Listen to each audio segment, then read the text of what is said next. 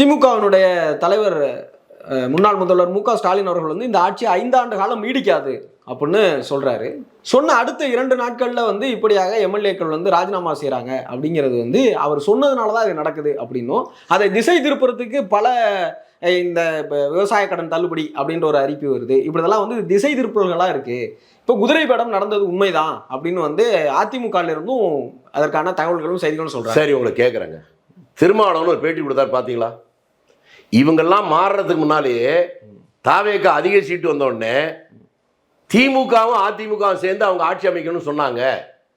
ஸ்டாலின் என்னை கூப்பிட்டு பேசினாரு, என்னன்னே மக்கள் ஒத்துக்க மாட்டாங்களேன்னு சொன்னேன். அடுத்த நாள் வர சொன்னாரு, போனேன். நீயே முதல் மந்திரியாரு, நாங்கள் ஆதரிக்கணும்னு சொன்னாரு. இது சரியா வராதுன்னு சொன்னேன். அதற்கப்புறம் தான் இந்த டெவலப்மெண்ட்லாம் வந்துச்சுன்னு திருமாவளவன் சொல்றாருங்க. இதுக்கு பேர் குதிரை பேரம்னா அதுக்கு பேர் என்ன கழுத பேரமா? புரியலையே. எங்க நீங்க செஞ்சா நியாயம், நான் செஞ்சா தப்புங்கிறது அதுல பொருத்தம் இருக்கா? நீங்க எதிர்முருதுமா இருந்த கட்சிகள் 2 பேரும் ஒன்னா சேர்ந்து நாங்க ஆட்சி அமைப்போம்னு சொன்னாங்கன்னு அதுக்கு இன்னைக்கு வரலும் திமுக மறுப்பு சொல்ல, அதிமுக மறுப்பு சொல்ல. அது நடந்தது உண்மைன்றாங்க. அப்ப அவர்கள் செய்தால் அது ராஜதந்திரம், நாட்டுக்கு நல்லது.